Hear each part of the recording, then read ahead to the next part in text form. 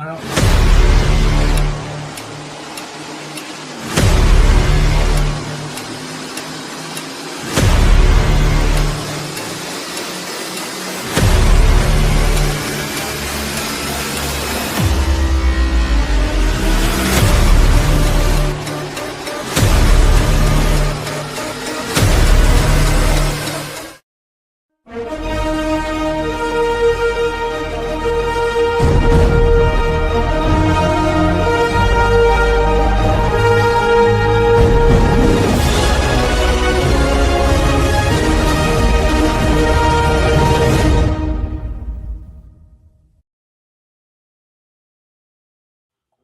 Good morning, America.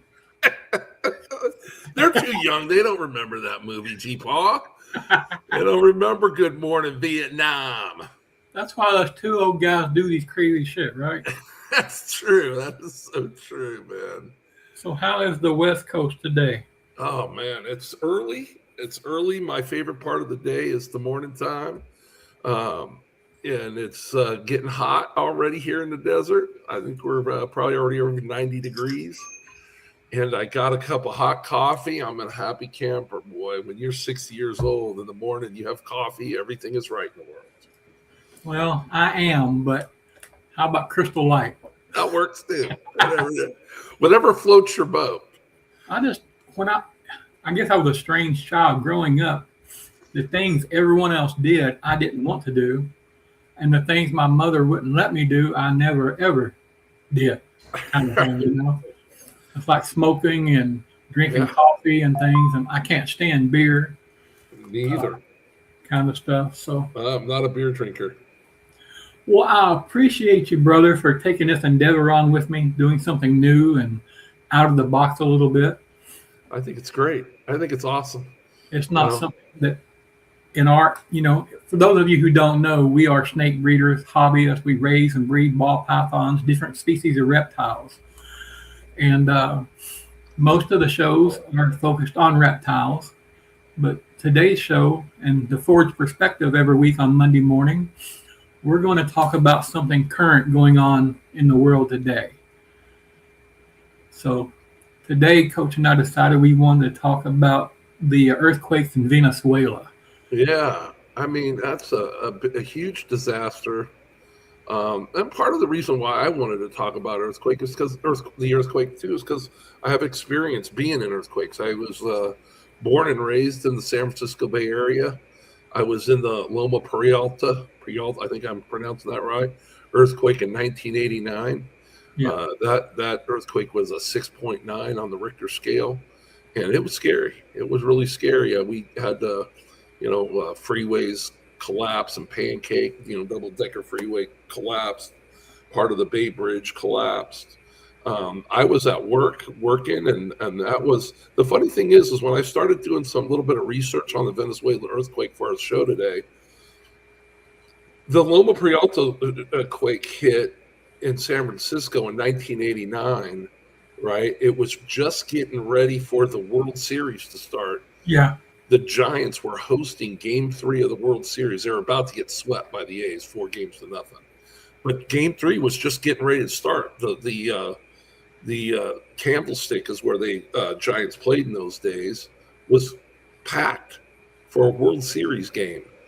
And because it was World Series, people had left work early and whatnot because the quake hit just after 5 p.m. Yeah. Not everybody stayed and worked their regular day. It could have been much, much worse. My dad was supposed to have been on the freeway that collapsed because he worked in that area, but he had come home early that day to watch the World Series that night. Over 3,000 people lost their lives in that earthquake. I'm sorry, about 79 or 80 people lost their lives in that earthquake, and several people were homeless. I mean, the houses in San Francisco fell into the street and whatnot. Yeah. It is a scary, scary thing, right? Because like you say, in your part of the country, you guys have hurricanes, but Right. you have a weather service, they're coming, right? You don't know an earthquake is coming, and it's an incredibly scary, intense period of time. The only thing you can think of is I want to get to my family. I want to make sure my family's okay. And so I was researching this Venezuelan earthquake. It was actually 2 earthquakes. Yeah, 2 of them, like 45 seconds apart, 39 seconds apart. 7.2 and 7.5 on the Richter scale. That's a beating. That place took a beating. I do, for everyone who doesn't know. I got a little synopsis I can read real quick so everybody understands what's going on. On June 24th, 2026, Venezuela experienced its deadliest earthquake disaster in more than a century, when 2 powerful earthquakes struck just 39 seconds apart. The first measured 7.2, followed almost immediately by a 7.5 magnitude earthquake. Because both earthquakes were shallow, the shaking at the surface was exceptionally intense and destructive. And as of right now, I think they have 1,450 deaths and more than 3,000 injuries, with thousands still possibly dead or missing. Right. So when I grew up in California Bay Area, right, I worked in the schools for the last 4 or 5 years, because I'm semi-retired and I was coaching football and also working at the school. And so at the school, these days they have fire drills. We had fire drills, right? G-Paws, you remember we had fire drills. But they also have active shooter drills. Yeah. Well, when I grew up, we had fire drills, but we also had earthquake drills. An earthquake drill, everybody gets down and get under their desk or under a table or something. And there was another smaller earthquake that hit the Bay Area when I was in the 8th grade. And I actually was in school when we had an earthquake. The earthquake was only, I think, a 4-point or 5-point on the Richter scale.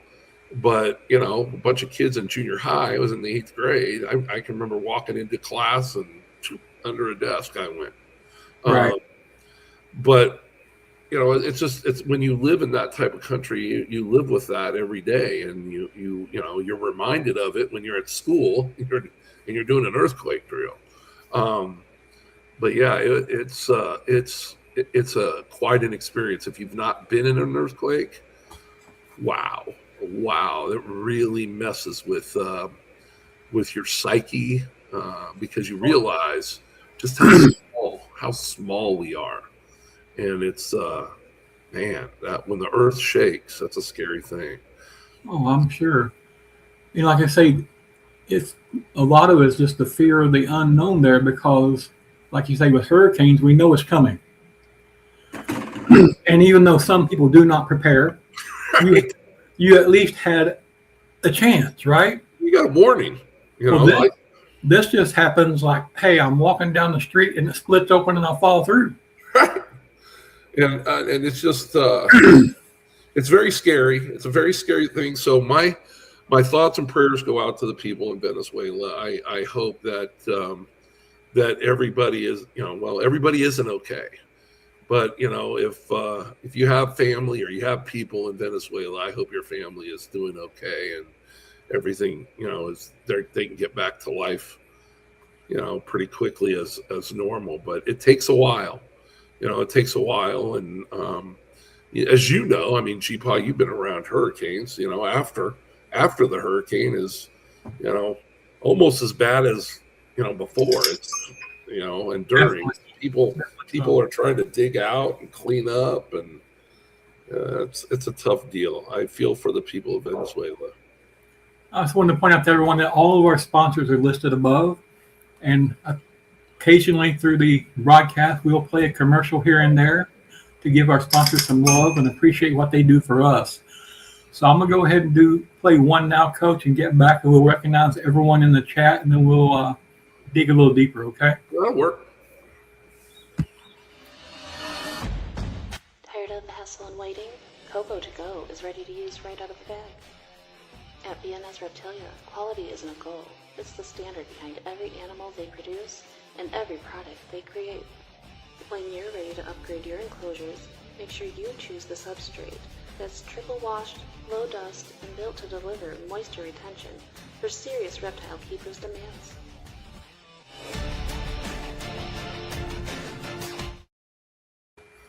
Was the volume a little low for that? A little bit, maybe. Okay. A little bit. That's all right. It's our first time we go work out some kinks today for sure. Oh yeah. Hey, I'm just glad there's people here. Yeah.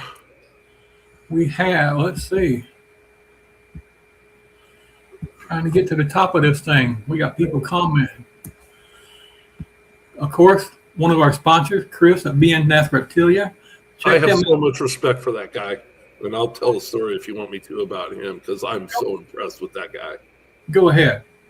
I want to get into. I'm a Pituophis guy. I have ball pythons. I have bull snakes, and I want to keep I want to keep pine snakes, and I want to keep a particular a species of pine snake, the northern Mexican pine, the Depi jani. It's Pituophis Depi jani. And I told Chris this on a podcast. Right. And he sat straight up and said, maybe you want to reconsider getting into those and keeping those. And he told me all of the negative stuff about the species. Rather than, I'm so used to dealing with ball python guys, they're trying to sell you everything, maybe even the shirt on your back. But for a guy who does this in the reptile industry to lead with these are the things you need to think about to keep these species first, come on, man. I mean, it doesn't get any more better care. It just doesn't. And I'm so impressed with that man. And I just want him to know I think the world of you, mister. So you know. I totally agree too. They sponsor me with Substrate, and I appreciate that highly. It helps us help the veterans more in our other process kind of thing. And I've heard that statement from many people. I've heard people talking about wanting to get a ball python from him, and he'll say, "Hey, okay, but it has this issue, and this is why this and this and this," and tells you why you don't want it before you decide you want it. Right. I mean, I so much respect for that because most people, if I'm selling some, if I'm selling something G-Paws, you say you interested, I'm going into sales. Right. Right. I'm going to start selling. But honesty, integrity, and respect go a lot further. Oh my God. My goodness. I'm so impressed with that person. He's all thumbs up in my book, man. You can't go wrong. BNS Reptilia. I'm sorry. That's quality person, quality stuff, and it just a huge benefit to this hobby. Hey, Mr. Chris, I just want to say thank you. Appreciate you, brother. And I'm sure he appreciates that testimony, Coach, and I do as well. We got CW in the house. Yesterday on the Morford show, which we'll highlight them here in a minute. Not the Morford show, but F&A, their show. They have the horse races, and somehow or another, I managed to win $50 credit for cue ball once. And C-Dub was on there, and he said, "Hey, I'll trade you $100 credit for vision for your $50 cue ball." Okay, deal. I love the guys at F&A too. I mean, they do such a unique thing. I love the races that they do. I've gone and I've participated, but whenever I get around horse races, because I love the horse races, it's not for betting and stuff. I think the animals are just amazing, so impressive. And my father did too, and he used to take me to the horse races. My dad used to go to the horse races every Saturday. If my dad bet and had a bet on the race, you could bet it was less than $6. He wasn't there to make money. He loved the animals. 100%. And I just think that it's when you're around animals and stuff like that. It's a neat thing. I'm an animal person, so I love the horse races and love going just to watch and see them run. They're magnificent animals. 100%. And as Ken with LMK would say, Dickie Foster. Appreciate you, Dickie. Oh, those are great.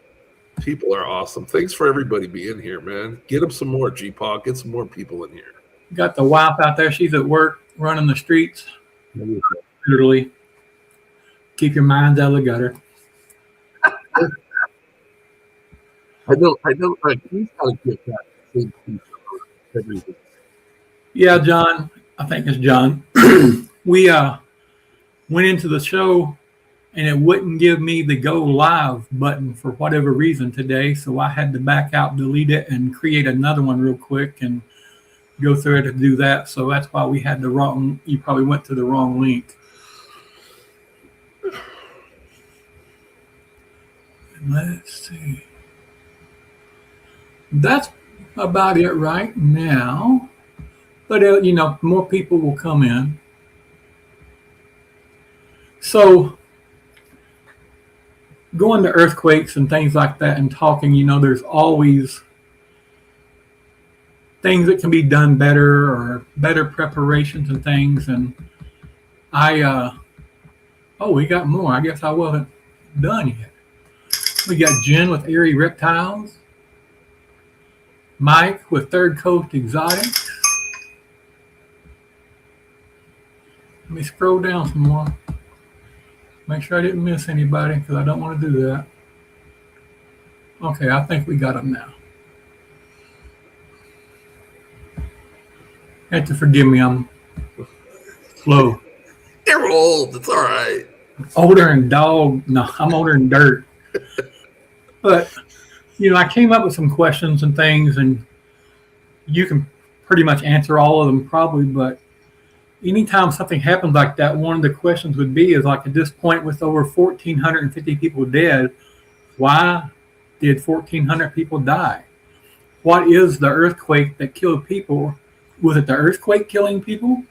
The collapsing of the buildings? A combination of all of it? What's the biggest fault there, Coach? I will tell you what happened in San Francisco. Of the deaths, and we only had like 70 only. But I mean, if one of your people died there, it wasn't only; it was a big deal to you, right? But we had around 100 people. They died in the collapse of the freeway. Most of them, they were on the first level and got pancaked by the second level coming down, and that's a lot. I know in San Francisco, the Great Earthquake they call it of 1906. Yeah. The thing that killed most of the people, and there was only 3,000 people died there, but that was in 1906, was the fires after the earthquake. A lot of times it's not the earthquake that gets you. It's the stuff that's falling or the aftermath of the earthquake. A lot of times you have fires and stuff like that, and now you got stuff that's down, so you can't get your firefighting equipment to the fire. Right. And I think that's what people sometimes don't realize, when you have buildings starting to shake and collapse and crack and things, you have electrical running through those that, the wires may become bare and start. You've got electrical, you've got gas running too, and then you get a gas line that gets broken, and all that needs to do is a spark of anything around it is going to start burning. So right. For sure. And so that's what the thing is in California, right? If you have natural gas at your home, you're taking preventative things to make sure that you're not going to have like a fracture or break. They wrap the pipes differently, all that. So it's a little harder to have a gas break during an earthquake in the Bay Area now, but that's something that you've prepared for over time. And, in Venezuela, I mean, did they really have earthquake preparedness or exactly. So how are some of the things you think that what Venezuela could do to improve the outcomes? Because it's not a new thing for them. Well, yeah. And, in San Francisco, all of the high rises are built basically on rollers, right? They don't have a solid foundation. So when they rebuilt after 1906, they put everything on kind of a foundation that will more shift and roll with an earthquake. And that's why you don't see a lot of like high rises and stuff in the Bay Area or in LA collapse during earthquakes because they're made different. They're made to withstand that sort of thing. So yeah, Venezuela can rebuild, and there's a blueprint on how to do it. Because if you look at Venezuela after, they lost a lot of tall buildings, and we in the California we have earthquakes. When I was there, we didn't lose tall buildings just because of the way they're built. They're built to withstand that now. So yeah, I know in the United States we have some pretty strict building codes. Some of them is ridiculous, but I mean most of them are for the best. Right. But they could definitely, I'm sure, adopt some more modern building codes, maybe retrofit some older buildings, inspect the aging structures to say, hey, is this really safe if this is going to happen? What can we do there? Well, that's the big thing after the earthquake, right? Even with the buildings that are still standing, are they safe to be in? Right. And so you've got to go through and make sure that, the stuff that didn't fall, is it just waiting to fall? So, it's after the earthquake. You look up a lot because a lot of stuff's fallen during the earthquake. And then, after the earthquake, as everything starts to settle, you don't know that, structures are sound. Right. And then again, they've had the one in 1906 and they've had smaller ones since then. But apparently they build on the same sites, basically, in the same locations. By not doing that, we can prevent some of that. Step away from that area a little bit. I mean, that hard for the San Andreas Fault in California. It pretty much splits the state in half horizontally. Right. This way. And California is a long state, so it's not very wide, but it's long, and it'll take you all day to drive from the top to the bottom. But yeah, it's like driving across Texas. But that's what the San Andreas Fault runs too. It runs basically this way through California. Yeah. I know people talk about it sliding off into the ocean. Oh, I know. That's why I moved to Arizona.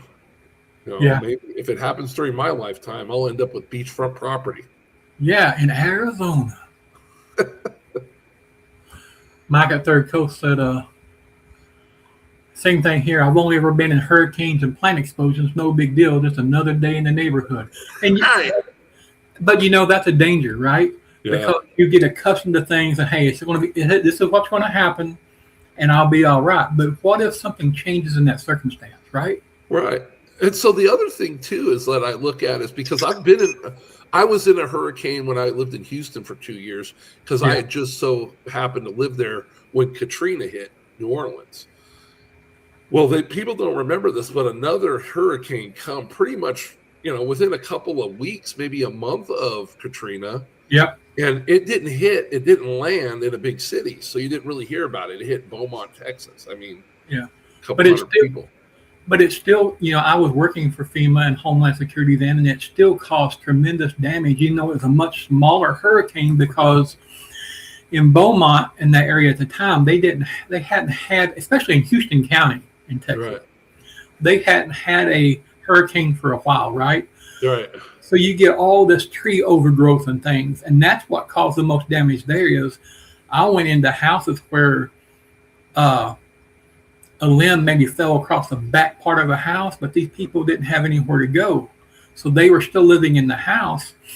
And this one particular, and I went above and beyond my responsibilities because I felt like I needed to. The children in the home were asthmatic, had problems, and they were showing me around the house and stuff as we was checking in on people. And we opened the door going into that part of the house that had fell through, and the mold had grown so quickly in that part of that house that the spores were floating in the air. Yeah, man. And it was hard getting in that area at the time because it was it's not where we were at. We're not very populated, as you said. Right. Trying to find housing and things. So I filled my paperwork out real quick, and I called straight in and said, look, you got to get these people somewhere to live because these boys are going to die. They've been to the emergency room 2 or 3 times and things. And they responded, and within that 24 hours, I didn't know what they had done at the time. They responded and got them rehomed. I didn't know it till a couple of days later in a different area of town, and I just happened to come across the husband's mother's house, and she was telling me that somebody came there and what they done and how they got help for them. So if everybody's doing their job, it makes it a lot better, right? So another question, and it said, whether it's a hurricane or a murder, or even like in my hometown in Kentucky, they had a drowning at Grayson Lake this past week. They always preach the 72 hours are the most important. Why is that, Coach? What, right after 72 hours? No, that first 72 hours, yeah. Yeah, because that's the time where you're assessing the damage, right? Those are the times where you're going to go into those buildings that are still standing and make sure that they're safe to be in, like what you found, in I think any natural disaster, man. Going through a hurricane was a real eye-opening for me. I had never been through something like that. Right. To walk into a Walmart like 2-3 days before the hurricane's supposed to hit, and it's empty. Right. And I'm a retail guy. I grew up, and a lot of my business was through retail. I worked for food distributors and worked for a big retailer in California early in my career. And you're looking 89 earthquake, the stuff fell off the shelf. I mean, I can remember our liquor area in the store I was working was, that deep in alcohol on the floor. And so those are the things that those first 72 hours is you're kind of trying to assess what's safe, what's not safe. What do we need to keep people away from? And where can we let people go ahead and be and try to find shelter and whatnot? So I think that first 72 hours after any natural disaster is, and I think we have the FEMA and the people that do and work in that area. Oh, my hat is off to you, man. I know I couldn't do it, right? I played football for a lot of years, but if somebody broke their arm, I can't look. I can't do it. It's just not in me. And it's a weakness in me because my daughter's studying to be a sports trainer. And she'll look there and watch it on video and back and forth so she can understand what the injury is.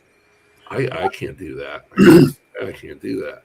I know in Houston, as we, with provide security and investigating houses and different things and looking for people, it was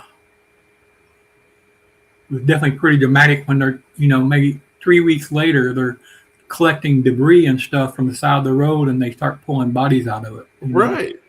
And that's the thing with the earthquake too, right? I mean, those first 72 hours is because when we had the for 2 days they were pulling people out from underneath that freeway that were still alive, right? So that first 72 hours is hugely important because if we don't do anything in those first 72 hours because everybody's afraid, those people probably die. And that's what John's pointing out here is the first 72 is also the cutoff point for being without fresh water, getting people to resources. We can probably survive for 72 hours, but you think about being in that earthquake and you're trapped in rubble somewhere. You can't move and get out. You can't get anything to drink or eat. All that pressure on your body or injuries or bleeding and things. So, that's why they tell us to try to prepare during the hurricanes, and I'm sure with earthquakes too. The first 72 hours, as my wife says, they tell us is on us. Right. You got to find a way to make sure that you can survive that first 3 days because, unfortunately, I was involved in some of the situation in New Orleans, and the reason they didn't get help right away was not the federal government. I can promise you that. It was the mayor of that damn town at the time. If they say, hey, we don't want your help, the federal government just can't come right in and say, we're going to give it to you anyway. Right, exactly. So that's why there were all the mess in the Superdome and all that kind of stuff was going on and people being trapped there and kind of thing. Yeah, but that blew me away. 54 feet, because I'm a retail guy. I can look at a roll of gondolas and tell you how long it is just by counting the sections. You see 54-foot long aisle of groceries, and there's nothing on the shelf on either side of the darn aisle. I'm like, holy cow. I mean, we were scrambling. I think we ended up grabbing about 4 boxes of mac and cheese. That's about all we could find. Right. You know what I mean?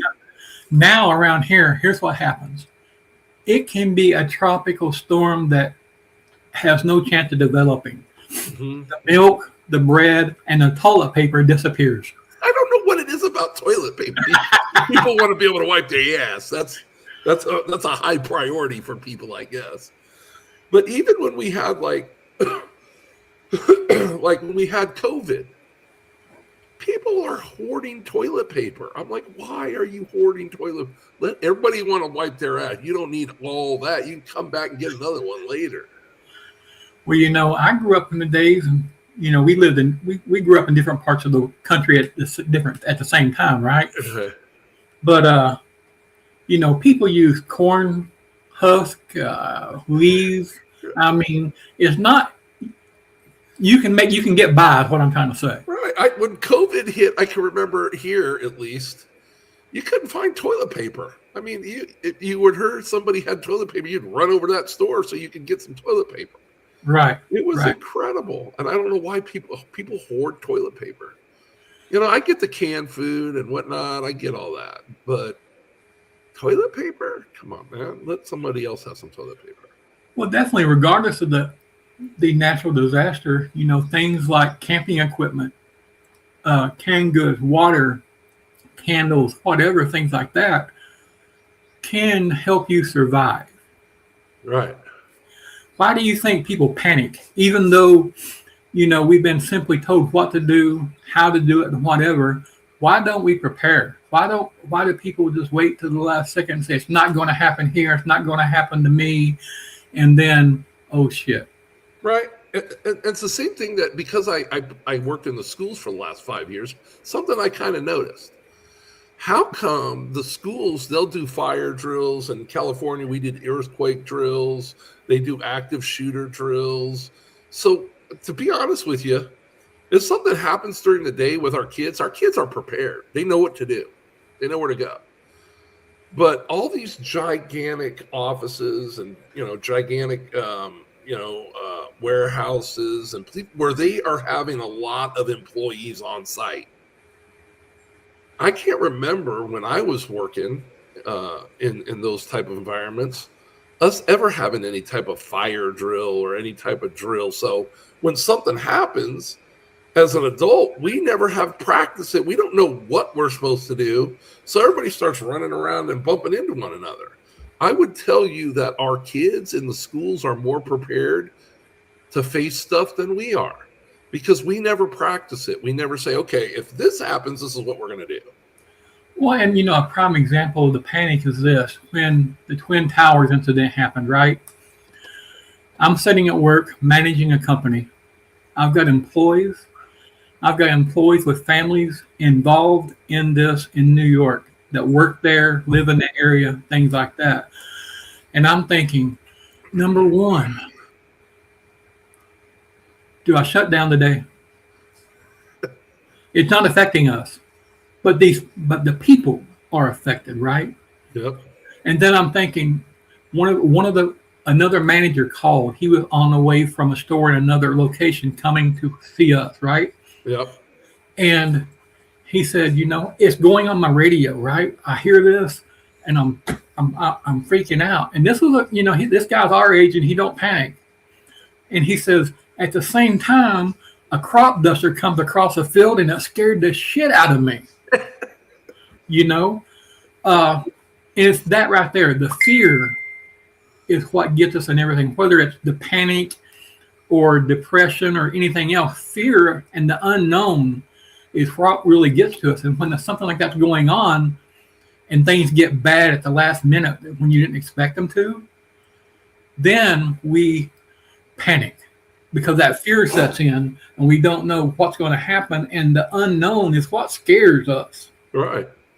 And I think preparation is part of, I can remember that hurricane and it's coming, and we decided we were looking at the I-10. People in Houston died on the I-10 trying to get out of Houston. Yeah. For the little one, not for Katrina, for the little one. And we just decided with people at the gas station and people on the I-10, and I said, made a decision for my family. I said, we're going to ride it out. But I remember going around and taping every window with painter's tape, and putting a big X and taping it so that if it does blow in or break, it doesn't shatter. It's stays together pretty good. And then we were just gonna, we had a stairwell because every hurricane footage I've ever seen of any house that got beat up by a hurricane, the stairwell is still it's still standing. Yeah. Everything else might be gone. So we had a closet under the stairs, and I pulled everything out of it, and I said, "Hey, it's hard. We're going under the stairs." And it was big enough for all three of us to get in there. But see, all of that, you have time, and that's preparation. And preparation, then, you can be a little more calm when you're prepared than when something just hits right now and you're not prepared.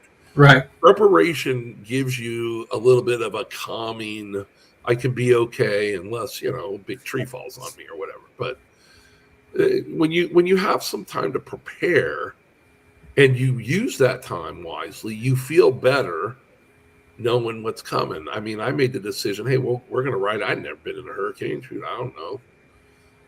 But we were on the clean side. We ended up, it hit Beaumont, so we ended up not only not getting hit, but we were on the clean side to boot. So yeah. Well, one of the best things they discovered in research from the hurricanes is called blowout walls. The walls on the downstairs of these homes on the beach and things are made to blow out when the water comes through, and allow the framing and the structure to continue to hold the buildings up. Right. And that's helped a lot, according to how high the storm surge is, Right. With Ivan, I think we had 25, 30-foot storm surges, and they ain't nothing going to help that. I mean, you talk about, if you remember as a kid, Coach, and I'm sure you did, because you had family that lived on farms and things too, playing in a creek or whatever, and it would start to rain and it'd get up a little bit, and that 4 or 5 inches of water was easy to walk through, but once it gets up to a foot, 18 inches, you can feel the force of that water pushing against you. Yeah, you can. Can you imagine a 34-foot wall of water coming at you? And that happens during hurricanes too, because earthquakes, because a lot of earthquakes happen under the sea and cause tsunamis. You're right. And that we saw that in the Far East that one year where they had, and it wasn't the earthquake that killed the people. It was the tsunami that killed people. And that's the same thing with hurricanes. Normally, most of the deaths are caused by tornadoes on that northeast quadrant. Yeah. Because as it's spinning up here in this northeast quadrant, that's when these pressures hit each other right here and create the tornadoes and things. And that's the first thing we look at. Where's it going to hit, so we can figure out where we fall in that quadrant. Right. It was educational. It really was. I think it was 2005. Or 2000, yeah, I think it was 2005, and yeah, that was rough. So, I try to tie things into mental health as well. So, why does mental health matter after a disaster? Most people are, concentrating on building homes as a priority, but we forget, emotional recovery is just as important. Survivors experience grief, anxiety, depression, or post-traumatic stress. It's very traumatic when something like that happens. You lose your home, you lose all your memories, you lose your family, your friends, and things like that. Everyone else is, pretty much thinking about how we're going to rebuild, or, on the outside, how are we going to rebuild and doing that. But the people involved, they're thinking that, but at the same time, the mental anguish and pain is tremendous. A PTSD, right? Right. It's the same. I don't want to minimize what our soldiers go through, but it's similar. It's it's mental anguish. I think our soldiers come back with PTSD from what they've experienced and what they've seen. And if you've been through a natural disaster, care what it is, you've been through a natural disaster, you've probably seen some stuff in that natural disaster that, it's going to leave a mark. And it doesn't leave a mark physically, it leaves a mark here.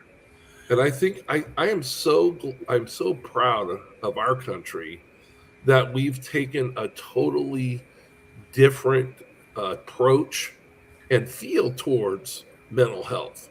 Right. When you and I were coming up, mental health, suck it up, let's go. When we were growing up, they called them insane asylums, right? Right. If somebody acted just a little bit different, they shipped them off. Right. And they weren't great places. Today, No. But today's even worse. We send them to prison. Right. Exactly. And they get no help for their problem there. It becomes worse because of the situation they're put into, right? Right. It's never a good situation, and the kind of thing that happens, it's like, and I don't have the answers. Okay, I don't know. That's why I ask questions, right? Say in Venezuela now, I would hope that other countries, and especially those located around Venezuela, have teams put together already, sending them in to help. Because that's not something a country like Venezuela can probably on their own deal with quickly or efficiently.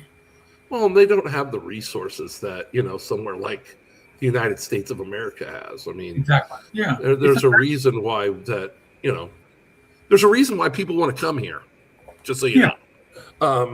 And I know people have a problem or whatever with the illegals, people coming over the border, whatever. I don't know. I don't have a problem. I just feel like that, everybody wants the same thing in life, man. You want to call it the American dream, but people just want to be happy. People want to have a home where they feel safe and they feel like they can make a life. And, right. That's why a lot of our ancestors came here, when they were aliens or whatever you want to call them. This is just a supposition question, okay? All right. Now, I know during wars throughout life that people have been affected by what has went on, okay? Yep. Bridget Young. Thank you for tuning in, Bridget. And I'm sure they developed PTSD. But I think our ancestors dealt with so much adversity growing up. Whether it be the Depression, before that, the pioneer days and things like that, World War I and II kind of things. Our families grew through a lot of adversities, and they became stronger through that, right? That's right.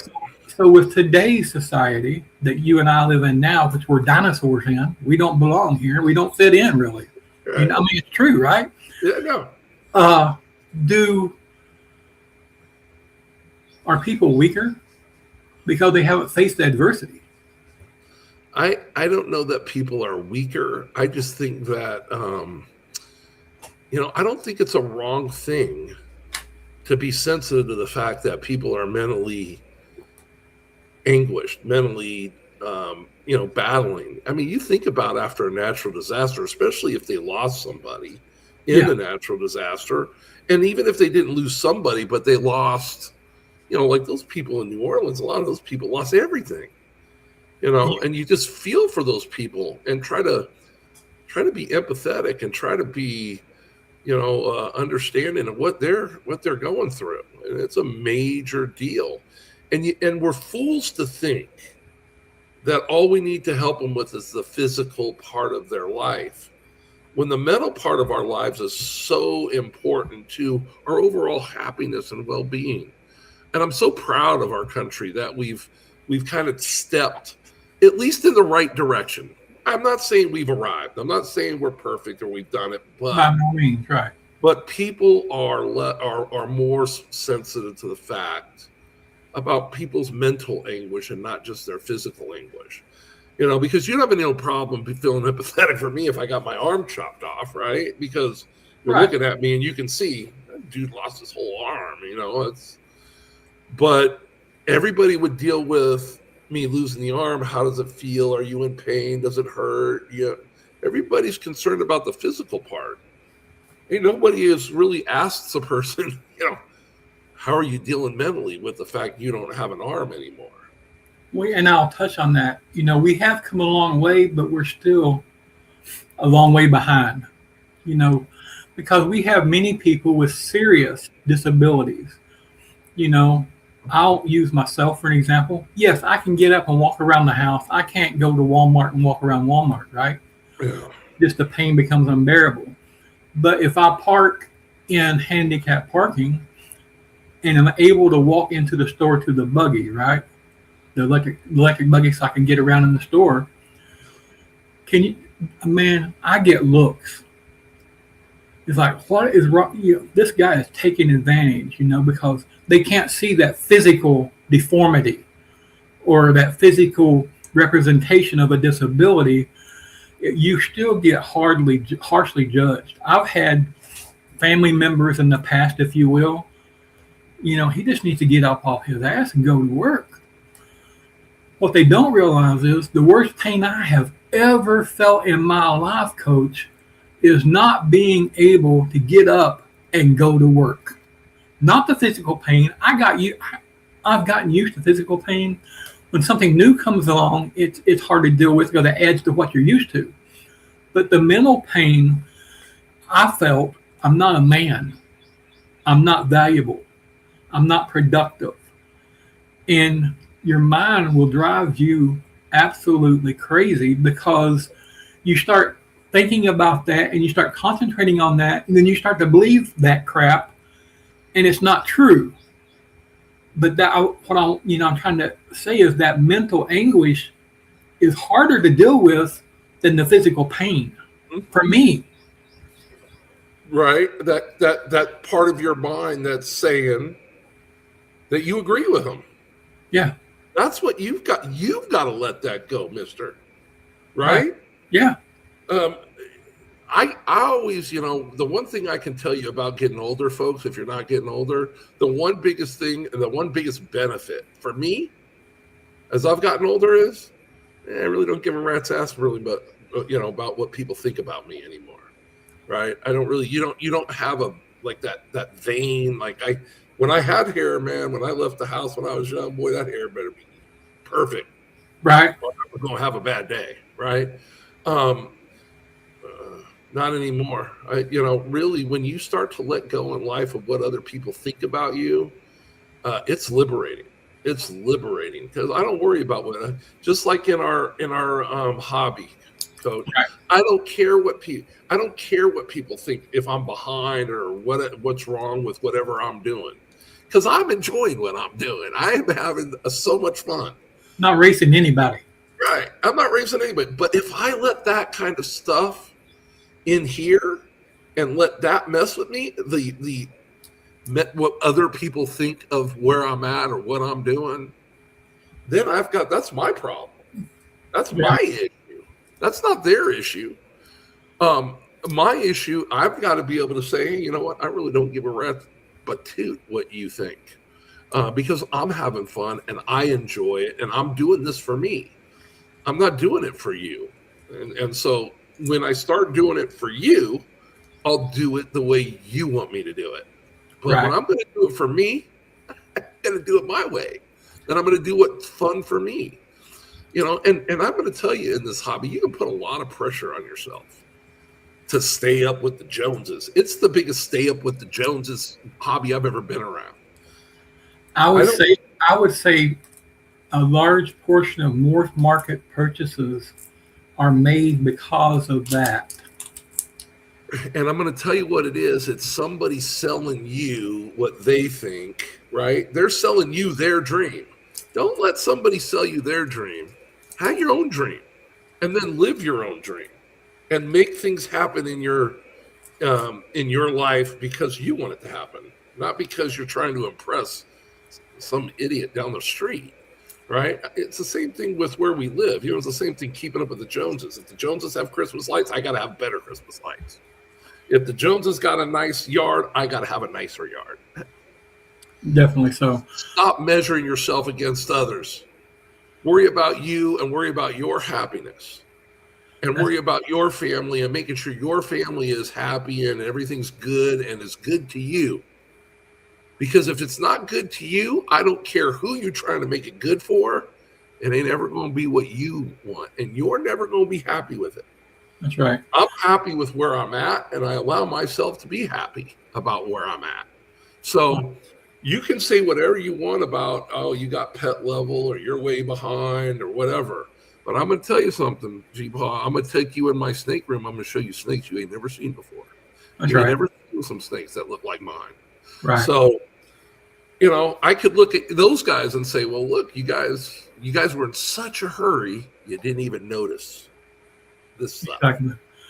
All right, I'll elaborate on that in just a minute. We're going to play a couple more commercials for our sponsors. Give them a little bit. ReptileAds.com is the modern marketplace for buying and selling reptiles, amphibians, and exotic pets.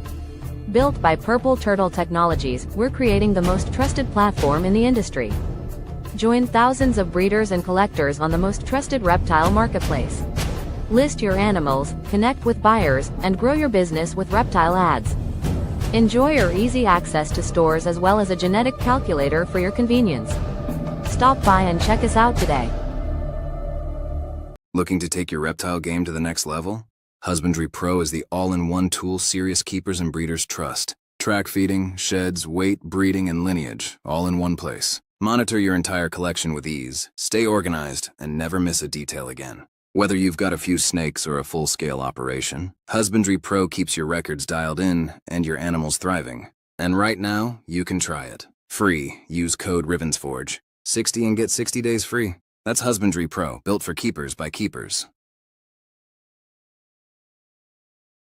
And that code is RivensForge60. I love this hobby. I really do. I have so much fun in this hobby.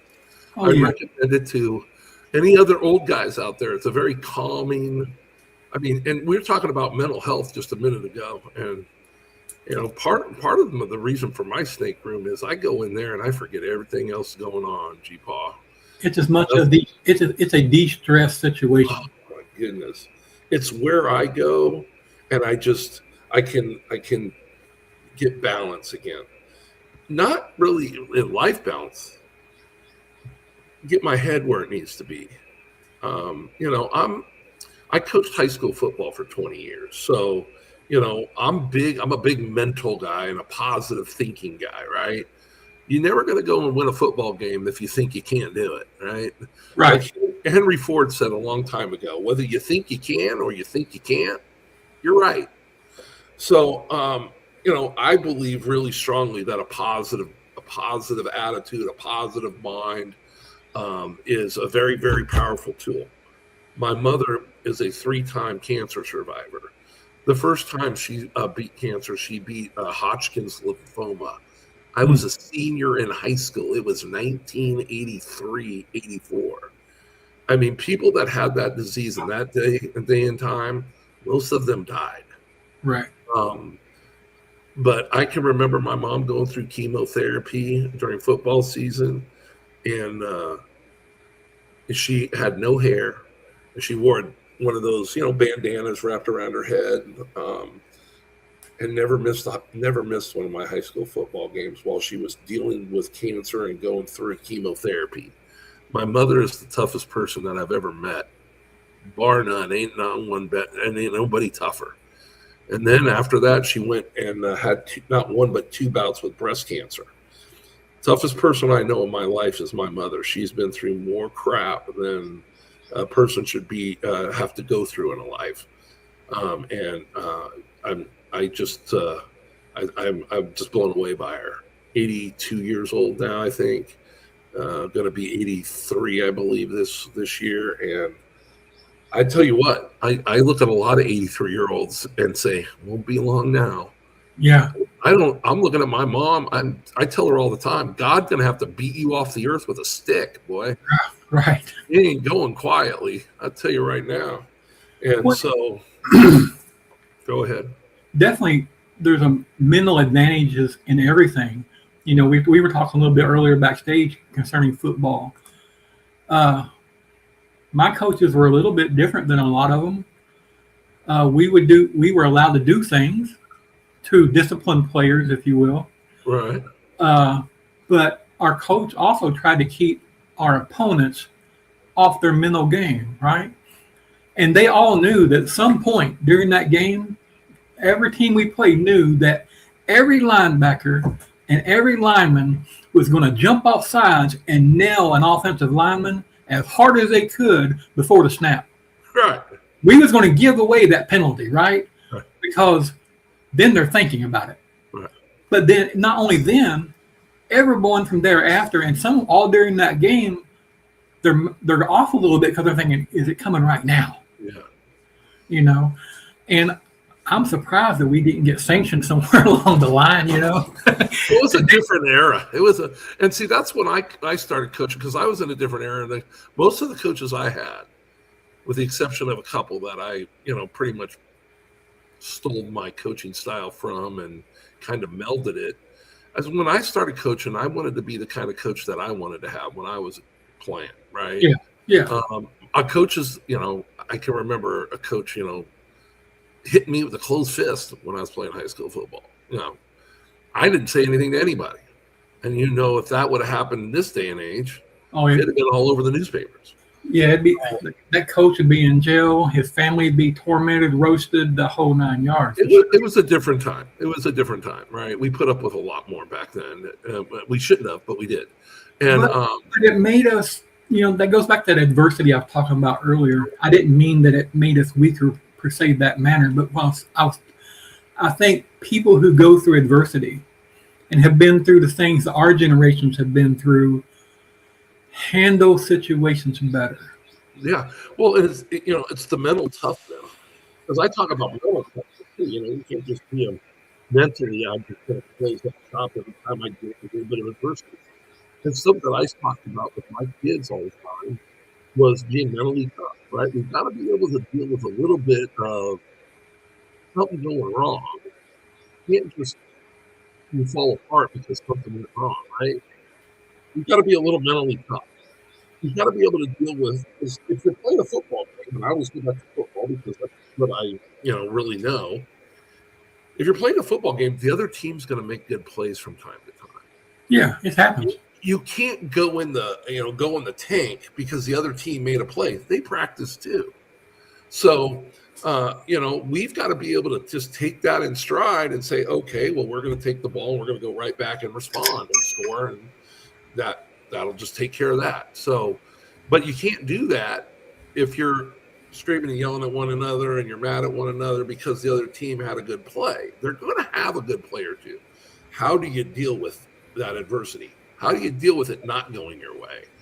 And we spent a lot of time talking about that, and I spent a lot of time talking with my kids about that as they're growing up.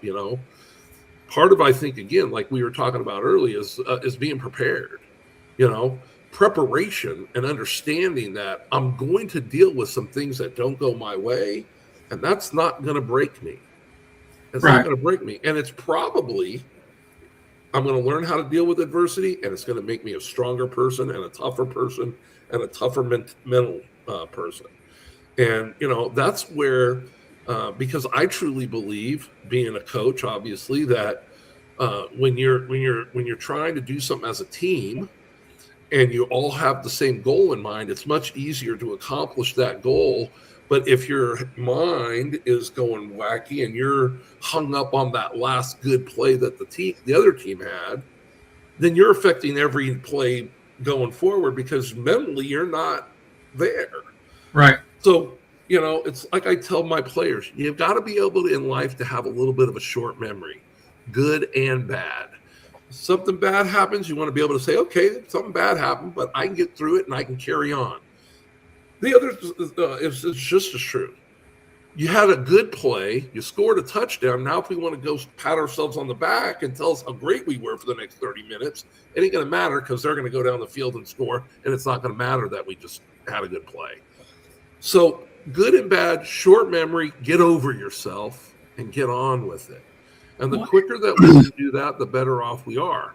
But I will tell you, mister, you need to let go of what other people thinking and what other people are doing, right? Because you have to be confident in you, right? And I'm here sitting here, and whatever all I've seen of G-Paw, is, guys, just so you know, everything that's on here and everything that's happened and every video and every promotion and our going in, our whatever you called it, our intro, that's all G-Paw.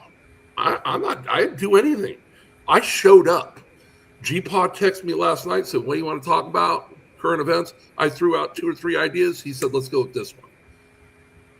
G-Paw's done all this work. I've done nothing. I've showed up, put these on, and go. He's done all of the work. He's done everything that you see. So it's not, people need to understand worthiness, what you're worth, is what you're worth, what you do up here.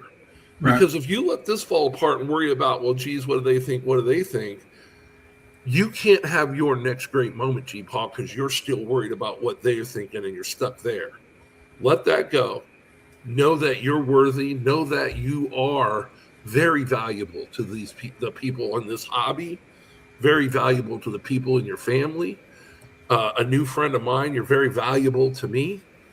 I think the world of you as well. And I think that you're beating yourself up, and I want you to stop doing that. Oh, and I definitely do, and I didn't intend to go here, but we will. My childhood made me feel insignificant. You know, things that happened and things like that. And it continued to beat me up through life. You know, even as playing football, even though, you know, you're a big guy and you're being athletic and you're playing ball, you're still the fat kid. You know, in a point to some people, right? Right. So you've become socially backwards. You know, I know people don't see that. I've come a long ways. I get that, but all of that made me feel in search for approval, right, for gratification, whatever you want to call it. I needed people to like me. You know, I could have an argument with an older brother, and it would make me so sick. My wife will tell you, I couldn't stay out of the bathroom. I couldn't do nothing. It tore me up so much. And a few years ago, my nephew started, you know, he calls me or messages me every day to check on me and talk to me. He's been on the other show, Dr. Billy Ferguson. He's got a master's degree in suicidology. He teaches the University of Louisville. Kind of thing. He's handicapped. He has cancer. He has Parkinson's. And he's out there every day. He just moved to Knoxville, Tennessee 1 year ago. In Lexington, Kentucky, he built an entire homeless project, getting people off the streets, getting them training facilities, getting them work, rehabilitation for, you know, mental counseling, the whole 9 yards. He went to Tennessee, saw that same problem, right? And, you know, and he's a big wrestling aficionado. So, you know, he had a understanding of Kane, the mayor of Tennessee, right? The wrestler Kane. Yeah. So they have now done the same thing. In that year, he's acquired a building. He's got different services in the county coming together in one place to work, get these people their IDs back, get them counseling, job training, home housing, restoring their viability. And he just this past week secured a 15 passenger van from somewhere in Georgia so that they can pick these people up around town and get them to their appointments and stuff. And, you know, that helped me because, look, he's got a lot worse off than I do. But still, he gives everything, every minute of the day to help somebody else. And I'm one of those somebodies. And, you know, and I've said it, and people probably get tired of hearing it, but it's just the damn truth. Him, these animals, and the people in our community probably saved my life and definitely saved my marriage. Because I had become so torn down and so torn apart, Coach. I didn't care about nothing. No. I sat in my recliner and watched TV, daylight to dark. I didn't care about shit. I didn't want to talk to anybody. I didn't want to hear their problems. I didn't want to do anything else. I was judgmental as hell. I was quick. Look, you're an asshole. You need to. That's just how it is, right? And I've come a long ways from that. And the person you see now and people see today, yeah, some of it is still a front because I'm still weak, but I'm pushing forward every day. And I'm taking that next step every day because you're mentally tough. That's why. And you don't give yourself enough credit. That and the love for my family and my grandchildren. Man, it scares me to death not to be here and them have to continue on. Mm-hmm. The sad fact is they're tough as hell and they're going to make it. Yeah. They're tough as hell because they got a G-Paw that's tough as hell. And here's the thing that, I want you to think about from now on, when you're thinking about what you're thinking about and what happened in your childhood. Right. And think about the stuff that you've gone through, because I'm sure obviously we just watched it. It's gotcha. It's right. Gotcha. And you went through all that stuff. And I'm going to tell you the same thing I tell the guys that play football for me. You went through all that stuff. Yet here you are. Right. Still doing it. Yeah. Still out here. And now you found something that you love to do. And you're doing a great job. And you're a big part of our community here. And so instead of you thinking about what you've gone through and how it's hurt you, I want you to start thinking about what you've gone through and the fact that you still here, baby. They can't beat you. Right. They can't beat you. I definitely. You're still here doing it, brother. You're right. So you come beat me up. You can come knock me down. But I'm going to get up again. I'm going to get up. Well, My dad used to tell me all the time as a kid, you don't judge a man by the fact that he got knocked down, because we're all going to get knocked down. You got to get back up. You judge a man by how he gets up, baby. And you get up, brother. And I love the way you get up. And sometimes you don't realize how tough you are and how much of an effect, in retrospect, you have on other people, because my sons are tough dudes, buddy. Yeah. I mean, my oldest son, I'm convinced you can put him in a room with 100 men, regardless of the training, and he's going to be the one that walks out. He's coming out. And it humbles me because I don't see me that way, right? Hey, look, my dad's the toughest man that walked on this earth. He's been through more shit and kept on going that I could never do. And I'm thinking, look, you're way more advanced than I am, kind of thing. And that's the day and time, right? I mean, your mind lies to you and causes you to believe a lie, right? Because I don't see any of that when every interaction that I've ever had with you, you're the catalyst. All of this, you're the catalyst. You've made stuff happen in this hobby. I've been doing this hobby 13 years. The first time a lot of people ever heard my name. So you've not been doing this 13 years, and a whole lot of people heard a G-Paw. So just since October of 2025, bud. I'm telling you, man, in a short time, you've done a lot. And that speaks to your character, and it speaks to the type of person you are, right? Because when you find yourself at the bottom of the mountain, all you do is climb. That's all you do. You don't worry about the mountain, right? You could look up and see the top and go, that's too high. I'm not going to climb. Right. Let's start climbing. You definitely, as you get older, you realize that, like you're talking about to your kids and your players in football, right? That big play happens and they take an 80-yard pass and turn it into a touchdown, and you're all defeated. But it's hard to realize sometimes, and it's hard for me sometimes to remember, is that one play is insignificant to the entire game. There's a whole bunch of battles, right, in a football game. You know that, right? And if the team that wins the war is the team that wins most of the battles, not all the battles. Yeah, most of the battles. So we've got to understand we're going to lose some battles, and we're going to lose some battles in life. And so we've got to be able to say, we got to keep going. Yeah, and Gotta it's that keep going. climb back up the mountain that Yeah. builds the strength Definitely. because Yeah, you become physically tougher climbing the mountain. You yeah. become mentally tougher overcoming battles climbing those mountains. And you're And not worrying about how high it is. You just start climbing. you get immune to that. You get immune to that because, I've got people I know that are doing real well in life, and I'm kind of telling them, you need to sock this back, buddy. You need to sock this back because it will fall. What goes up does come down. Oh, it definitely does. And our life is full of roller coasters, right? We're going up and we're going to be on the mountaintop and we're going to thrive. But that thing's it has another side. And we're going to come back down to that valley and walk through those lilies. But we're going to climb up those briars and branches and rocks and things to get back to that mountaintop.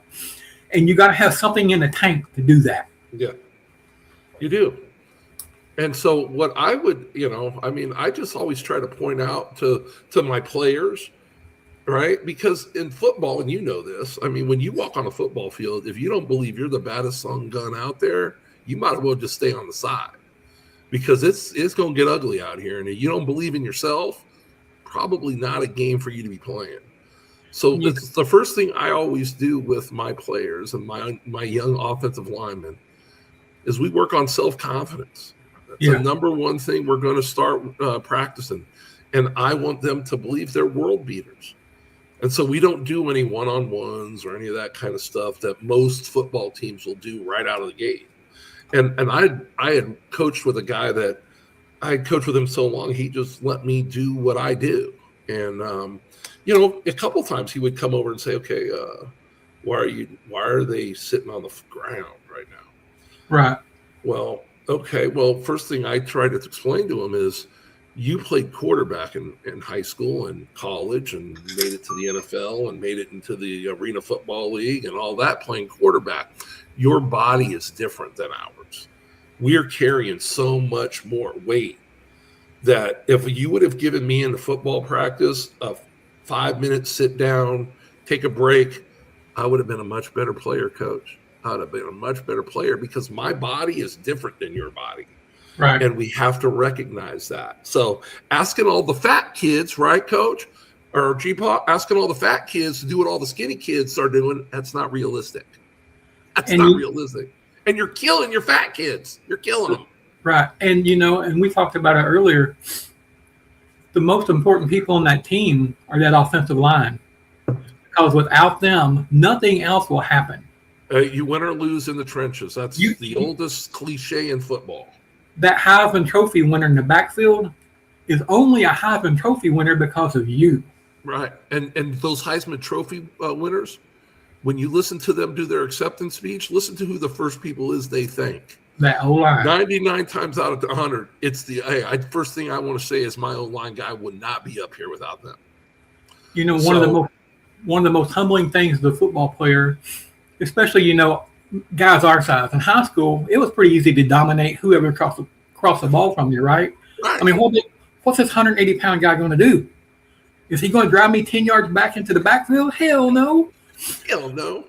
But you get to college, everybody's that big. Everybody's that strong. And you realize, am I this good? Right.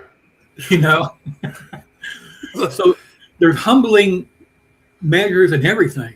Well, but the whole thing is if you go into that thinking that 180-pound guy is going to push you in the backfield, he probably is going to push you in the backfield. Yeah, if you let him, and he couldn't push you in the backfield because your mind, you believed he had no chance of doing that. Right. And so he didn't.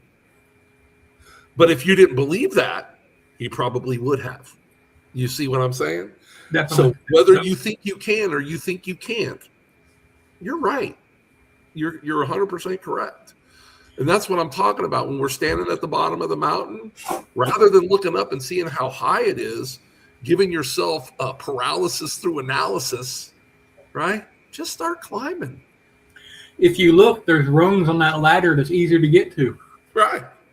Just start climbing. Take care of the low-hanging fruit. That's what I always tell them. Tell my kids, hey, at least start hitting the low-hanging fruit. Get the stuff that's easy to get.